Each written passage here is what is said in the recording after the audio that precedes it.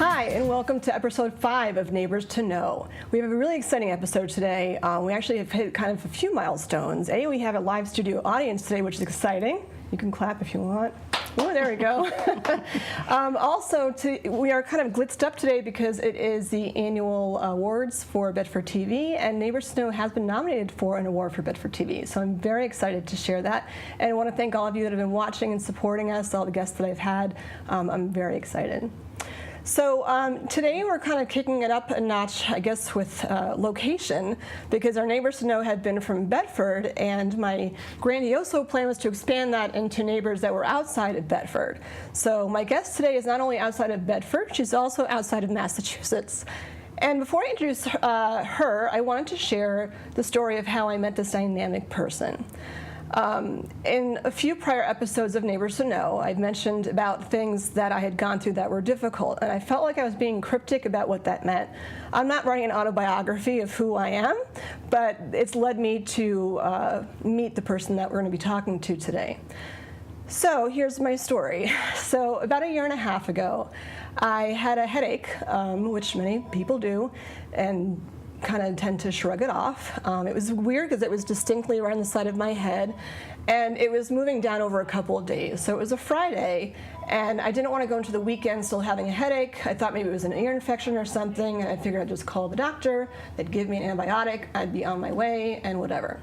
So I called the doctor, and she asked me if I had jaw or neck pain, and I said, well, it's kind of hard to eat my Cheerios, and my neck is a little stiff, but most people carry a lot of stress or whatever in their shoulders, so I didn't think much of it. And she said to go to the ER, which I thought was a tad much, but it turned out not to be. So I went to Emerson, and they ran a whole gamut of testing on me, and it was a long 6 hours. And I found out that after a few tests that I was diagnosed with fibromuscular dysplasia. And as you're probably saying right now, what on earth is fibromuscular dysplasia? I didn't know. I've learned a lot since then, and I met the person that we're going to be talking to today who can answer that and a whole ton of questions for you. So without further ado, my guest today is Pam Mace. Hi. Hi, Pam. Thank you for having me. It's exciting to be here. I'm so happy to have you on here. It's been an interesting journey for me, and I met you. I Googled, of course, which is the worst thing to do when you find out you're diagnosed with something, is to go on Google and find out all the horrible things that could happen to you. Right. That can be a dangerous thing. It was a dangerous thing. So what I did was I Googled FMD, and then FMDSA came up. Which is the Fibromuscular Dysplasia Society of America, which you should, you know that because right. you are the executive director. Correct. So in, what was it, May, I believe, you Yes. had your annual meeting, and that's where I met you. Correct. And you provided me with a wealth of knowledge. But before we get into all of that, what is FMD? And your story varies greatly from mine. Yes. So fibromuscular dysplasia is a disease that causes your arteries to form abnormally, and so it limits blood flow to the organ affected. And so the symptoms of the disease are going to differ based on which arterial bed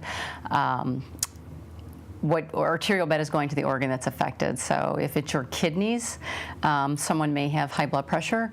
If your carotid or vertebral arteries are affected, people can have headaches. People will hear what they call, it's pulsatile tinnitus, and it's a swishing noise, and it's kind of a shoo, shoo, shoo. And if you have this, get checked for FMD. And but those are several of the most common symptoms. And it's interesting because when I went to the annual meeting last May, I walked in, and it stood out to me that it was this room full of women, primarily, about my age, which I'm 46, I don't mind throwing that out there. Yeah. But it was primarily women, well-dressed women, attractive people, and it just kind of struck me like, why is it a room full of women? Do men just not want to go? or? No, so 90% of our patients are women. There is no known cause or cure for FMD. It was first diagnosed in 1938 in a young male child.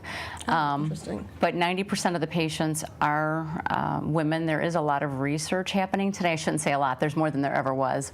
But we still don't know why that is. We're not sure if it's genetic, if there's a hormonal component, an environmental component. But the majority of our patients are women. That said, we do have men and children who also have the disease.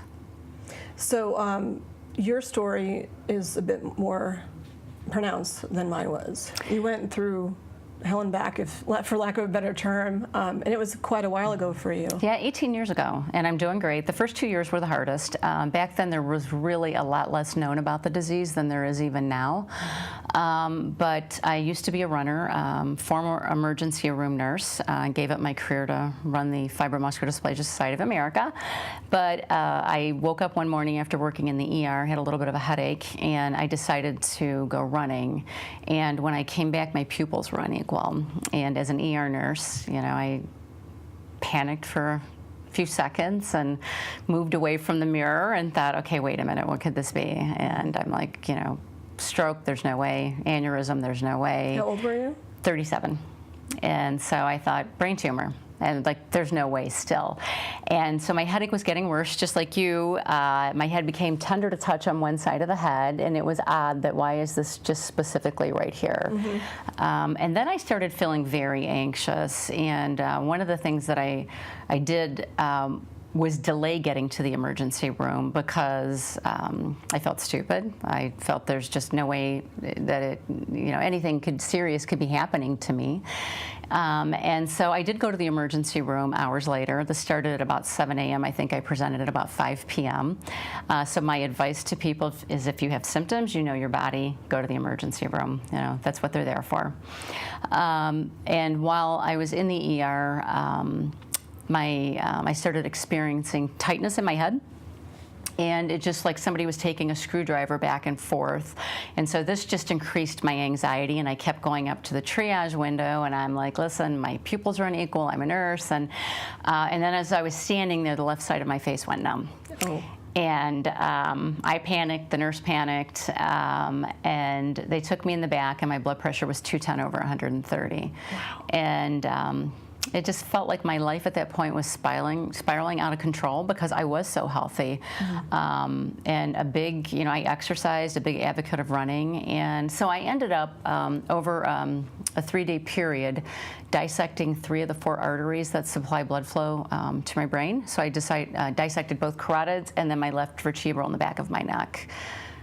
From there, I formed 2 what they call pseudo aneurysms.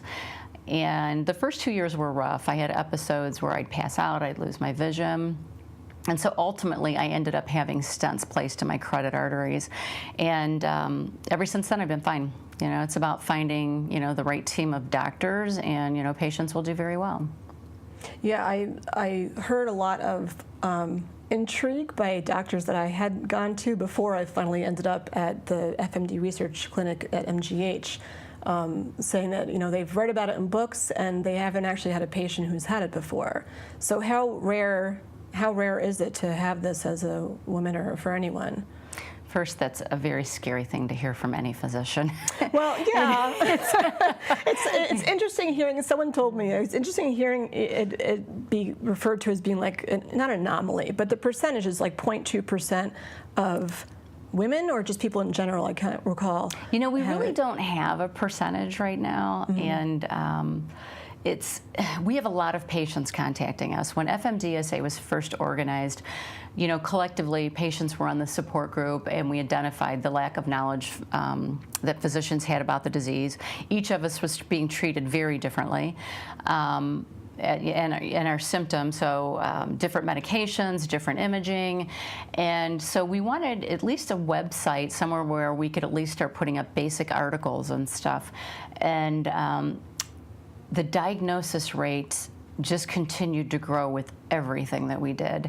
And so it started off with a website and pens and brochures, and we never expected to be where we are now. But I can tell you that rarely a day goes by that someone new does not contact me. And that's actually the people that take the time to make the phone call, to send the email, to social media, instant message me. It's 7 days a week, and I try to respond as quickly as I can, because otherwise we're just so busy that it's hard to keep up with these newly diagnosed patients.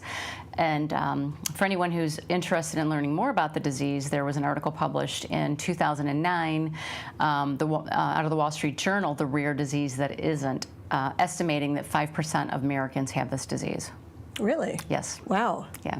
So they took studies that were previously published where donors they were going into for screening to donate a kidney.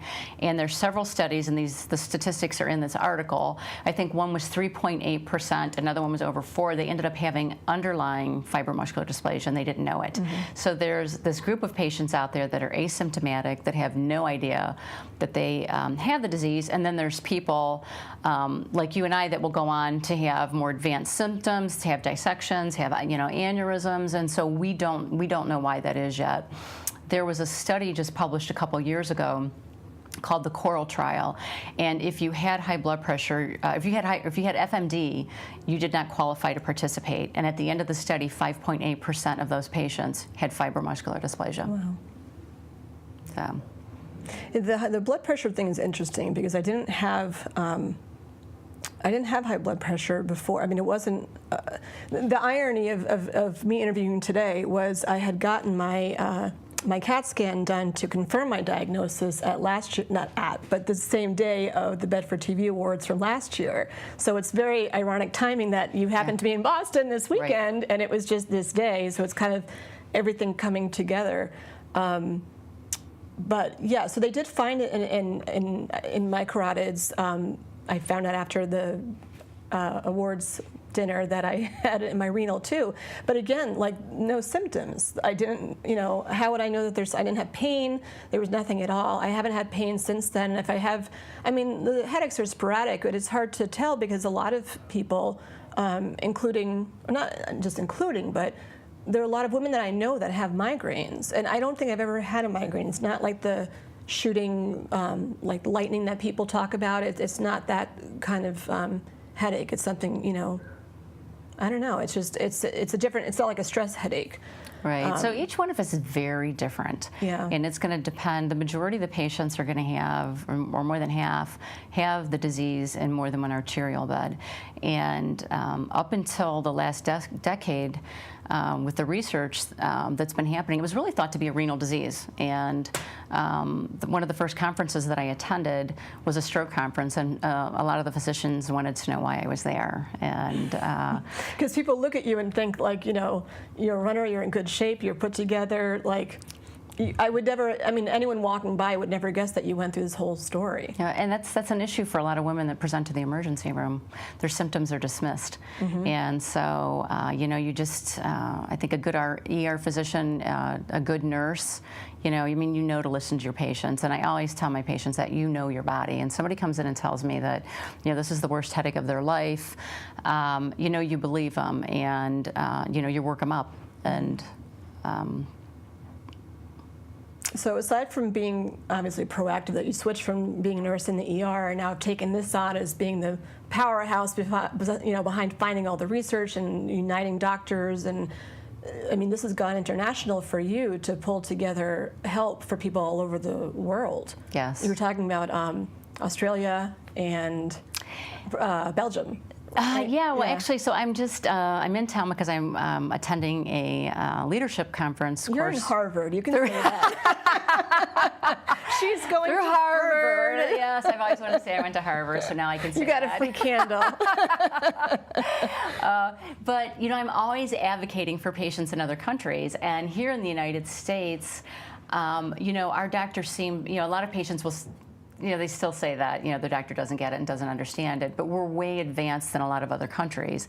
And so our goal initially, the organization identified the most patients outside of the United States that we were seeing were actually Canada and Australia. So at this conference, I had the opportunity to actually meet a couple physicians from Australia and then also from the UK, where they're still really trying to build their resources over there. So whenever I go to conferences, I always try to advocate for our patients all over the world. I try to help them build their resources. Belgium has definitely come a long way.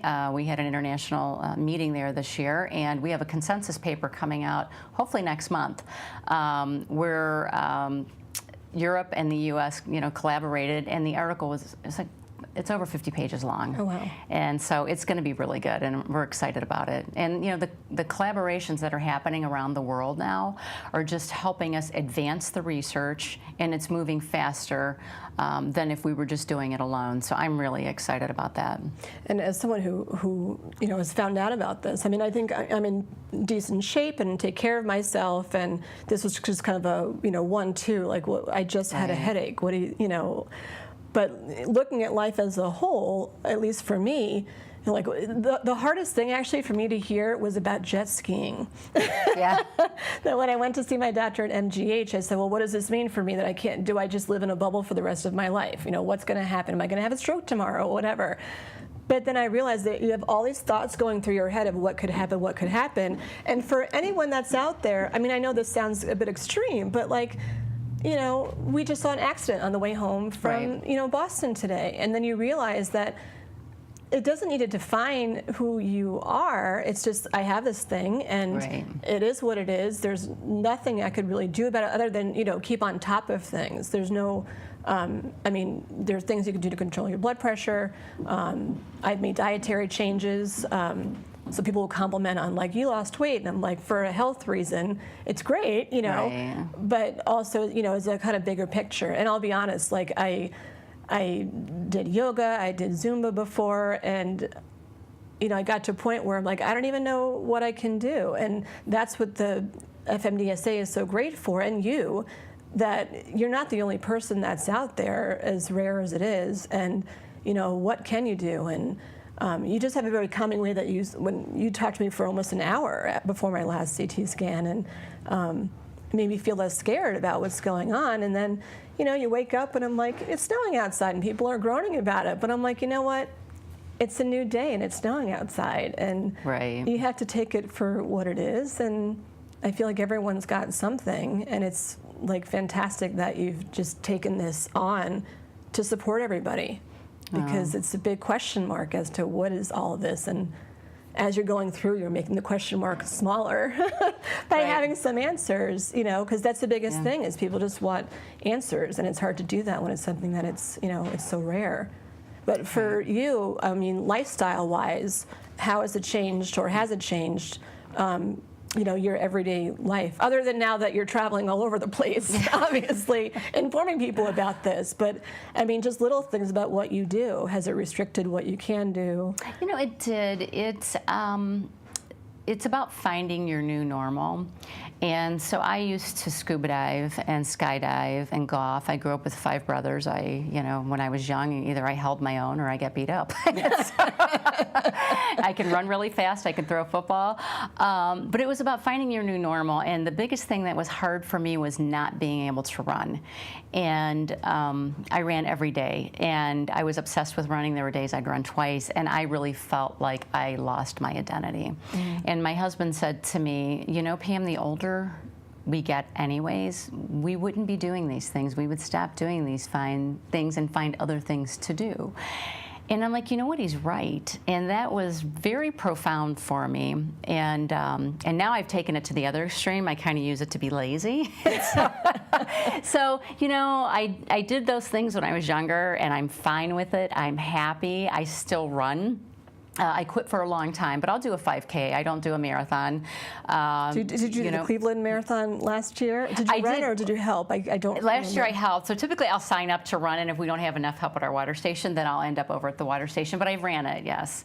And what's the concern with the running? Is it increasing your heart rate? Your heart rate, your blood pressure, but I'm very stable, so it wouldn't. A 10K is not going to bother me, but I wouldn't do a marathon. And that said, we have patients that have went back to it.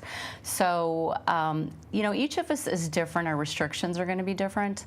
And I'm 18 years out, and I feel blessed.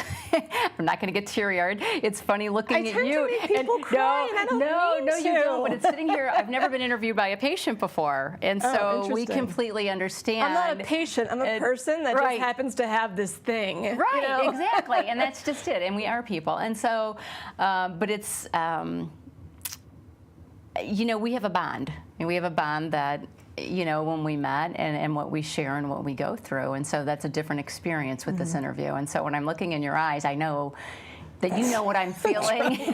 And so, but I am doing great, and I'm 18 years out, and you haven't had any. I have no issues, no strokes, and it was nothing since that. Nothing at all. So and it's about finding the right team.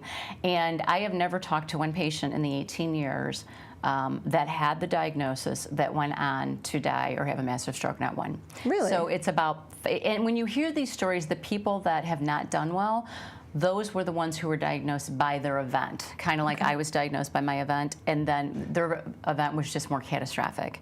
And so the patients do very well. We've got patients in our registry in their 90s. And so you will do very well. It's about finding, you know, the right team and following up with your doctor. You know, they recommend head to pelvis imaging just to make sure that they know exactly what arteries are affected. Right. Because if you don't have, you know, if you've got it in your carotid or your vertebral arteries in your neck and you don't know it and you're running, well then, you know, there could be consequences. Or you're lifting heavy stuff. So it's about knowing where the disease is in your body, and you will do very fine. And, you know, just like you were saying, a lot of our patients are very active. It's just, or I should say the people diagnosed with the disease, they are very active people. And our meeting is just amazing. It is. It's. You had, if I recall correctly, you had. I can't think of his name. Prince Harry. Prince Harry. And they weren't married yet. Were they married yet? They were getting married that day. They were getting married oh, that's right. They were getting married that day. Yes. That was a great photo op. Right. So at our meeting, it was held the same day that Prince Harry was getting married. And so they did take the time to stop in our meeting, and the Queen showed up as well. Oh, you had veil, too. I recall wearing veil. Yes, we had veil, flower. We had a wedding cake. And you know what? We try to have fun with it. It's, you know, everybody's got you find your new norm. And it was interesting at this leadership conference that I was at, it was talking about, you know, everybody should have their own strategic plan for their life. And I'd like to talk about, like at the meeting this year, that, you know, set your new goals. What are your new goals? You still want to exercise? So how do you get there? So have a strategic plan for your life, and you can still be very happy and functioning. And maybe, I mean, in some bizarre ways even better, because here I am putting myself out on YouTube, and I have no broadcasting experience other than just doing it. Right. So you had mentioned about your own acronym for FMD. And it's, so for FMD, it's following my dreams. And I still follow my dreams. I live life to the fullest. You know, you can ask my daughter, she smiles when she says it. Like, you know, it's, I still have that light, and I've always just been, you know, a fun-loving person, and I like to have fun. And so, and I'm still that person. And I thought, going to the meeting last year, I'm like, this is going to be so depressing. I don't want to be here. And then as soon as I walked in the room and I saw Harry and his wife and put on the veil, and I didn't know anyone that was there. And everyone was very kind and chit-chatting about whatever, and it was so interesting hearing everyone's stories about what they'd been through that it made my situation seem like, you know, nothing. But, you know, you still come back home and thinking about what you're doing and what you're not doing. But you're right, it's a shift. And if anything, in certain ways, it's made me healthier, that I'm extremely sensitive to medication anyway, so my blood pressure was not like super high, but I've made dietary changes in order to cut that down. So people that have seen me in town that have mentioned, you know, it's all because of things that I'm eating. So, you know, not a lot of salt, not a lot of caffeine, or whatever. But I think that those are things that most people should be doing anyway, just to stay healthy. And this is just something that kind of popped in, and, you know, I can't do super big roller coasters anymore, but I did that already for a long time. And actually, without even knowing it, the last one that I did, the funny story was, right after I found out about all this, it was close to 4th of July. And I'm like, there's nothing wrong with me. And I went to the Lexington, 4th of July, they had like a carnival thing. And those rides look like they're about to fall down if you go, And I went on some horrid ride. And I'm like, there's nothing wrong with me. And I went. But then when I get off and I'm reading the warnings, I'm like, yeah, maybe that wasn't the best idea. But I got you get nauseous anyway, I think, going on those things as you get older. And I think finding the new you is really important, because I think as you get older, you find a new you anyway. So, for me, it's been a blessing. And, I honestly, maybe, for me, I know it was difficult for my family, my diagnosis, but looking back, I don't think I would have changed the course. And I have met so many wonderful people, and to be able to make a difference in people's lives. And one of the things that I had said very early on is I don't want anyone to ever go through what I did. And I'm driven, and I'm surrounded by wonderful medical advisors that really help and care about our patients. And it's just snowballed, and we just keep moving, and we keep making progress. And, I have hope for us. I have hope for the next generation. And I don't know, it's been an amazing journey, and I'm just trying to make a difference. So. And you're making a huge difference. So if there are people out there that might, now everyone's probably going to be thinking, I have a headache and I have FMD. That's not necessarily the case, but if there is something out of the ordinary, of course, like you said, to have a medical professional take a look at it. We're lucky here that MGH does have a FMD research clinic, which has been fantastic, not just for the medical reasons too, but they, will call on the phone, and they're just good people to talk to kind of, quell any fears that you have, or concerns or questions or whatever. So you have your website to go to, and what kind of information can people find on the website to help? So we have information for patients, basic information, what is the disease. We have one of the most downloaded things on our website is a letter to family and friends, because I think, like you said, everybody looks at you and they think you look fine. And so people go back to work, and the family, their family and the employees that they work with, a lot of patients will say that they just think that they're making it up when they're not feeling well, or or that they have to miss work, or they can't function at home. And so we also have a dictionary, a medical dictionary. We've got very informative videos. We've got PowerPoints. We've got information for physicians. And then we have several research pages where you can find data coming from the United States Fibromuscular Dysplasia Registry that is sponsored by FMDSA. And then we have research that patients can participate in if they're interested in doing it. That was fun. I did the cotton swab saliva thing. Yes, it was very hard to get a cotton swab full of saliva through that's just a nasty side note that just popped into my head. Well, that's a great thing about the meeting, is because we have so many doctors and researchers coming in, and we've did blood draw, saliva collections, quality of life studies. And so, when they say it's a rare disease, but you walk into this room and there's almost 200 people, and, back to your feeling of walking in thinking everybody was going to look sick, that's one of the most inspiring things about our meeting is people are living their lives and they're doing great. One year we had a DJ and the song came on, I Will Survive, and you should have seen the women up there at the end of the night dancing. And I had to shut it down at midnight. I'm like, we're done. It's been a long day. And but it's the key is just finding the right team. So people can go on the website, fmdsa.org. Yes. To, I'm sure you're looking for donations too, to help out with research. And you have go ahead, sorry. And volunteers, anyone with, skills, media, marketing, writing. We're in a very short budget, and the average age of a diagnosis of a patient with this disease is a 52-year-old female. So, a lot of patients are getting, ready to retire. They're having grandchildren, and so we struggle with that. And then your Facebook group is actually how I found you guys too. What's the name of your Facebook page? So it's at it's FMD Artery, and we also have the Twitter handle for the same thing. So. And it's great to hear other people's stories too. By going through that. Yes. Well, I'm so happy that you came out, Pam. Well, you're in Boston anyway, but I'm happy that you took time to come out here and talk a bit about it. It is unique as we're sitting here talking that, we both have this, even though our stories are, different. And Right. I mean, look at us, we're Right. dressed to the nines. And we're going out together tonight. That's That's true, wonderful. yeah. So, definitely I like the FMD, follow my dream thing. Yeah. I think that's a great acronym because that's partially actually what pushed me to start this show. Like, what have I got to lose? And I want to be authentic with people. And look where it turned out. I could win an award this evening because of this, so who knows? Maybe it'll be all the sequence. I don't know. So thank you so much, Pam, for coming out. I'm so happy that you came out. Well, thank you. And again, you can take a look at fmdsa.org if you'd like to volunteer or make a donation to help with the research. And again, you can check out Twitter or Facebook and get some more information there about fibromuscular dysplasia. We will have another episode of Neighbors to Know coming up soon. And again, thank you so much for those of you that have been watching and supporting.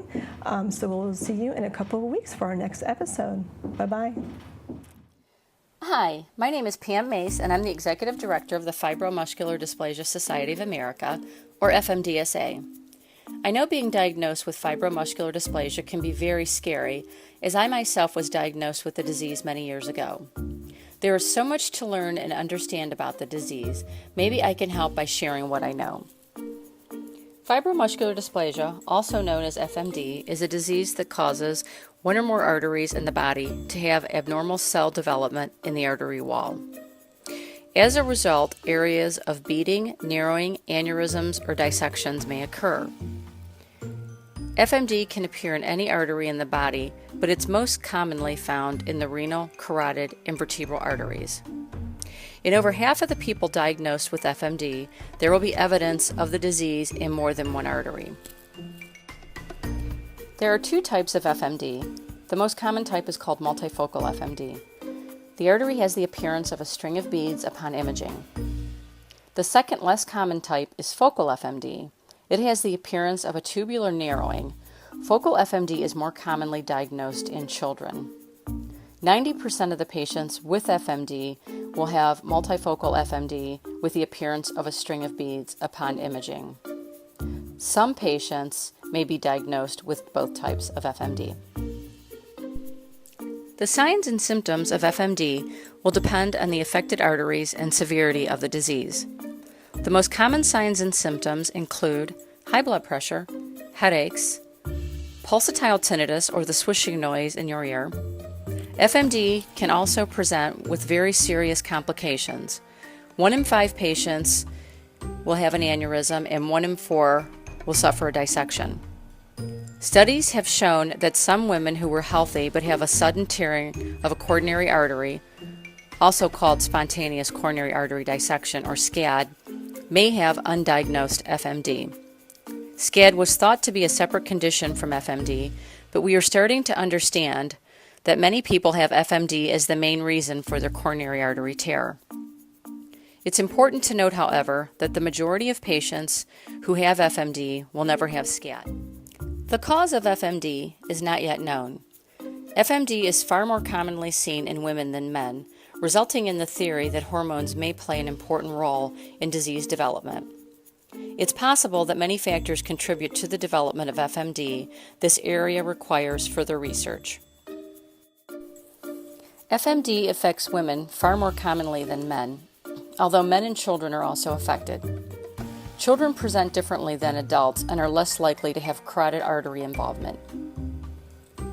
In order to diagnose FMD, the blood vessels must be imaged. Options include duplex ultrasound, CTA, or MRA. Catheter-based angiography is the most accurate imaging study to diagnose FMD. Although there is no cure, there are many treatments focused on managing symptoms and complications of FMD. Antiplatelet medications such as aspirin may be prescribed, along with medications to treat high blood pressure. There are also a number of medications available to help control and prevent headaches. In some cases, an attempt should be made to improve the flow of blood through a severely narrowed artery. The kind of treatment used for narrowing depends largely upon which arteries are affected and the presence and severity of the symptoms. In most cases, such procedures are done with balloon angioplasty. a procedure known as percutaneous transluminal angioplasty, or PTA. A stent is typically not required, but may be needed in some cases, such as for treatment of a tear or dissection. Patients with FMD who are found to have a significant aneurysm in the brain or renal arteries may need to undergo surgery even without any symptoms. The appropriate treatment will vary with each individual depending on the size of the aneurysm, severity, location, and extent of the disease. I know that having FMD can be scary. Did you know that FMDSA is sponsoring an FMD patient registry, which has already produced over 20 abstracts and articles? Please visit our website to find more information on FMD and the latest research findings and projects that you can actually participate in. We also offer a patient toolbox, which includes an emergency alert card, patient dictionary, letter to family and friends, and so much more. I hope this information has been helpful, and if you still have questions, please do not hesitate to contact me.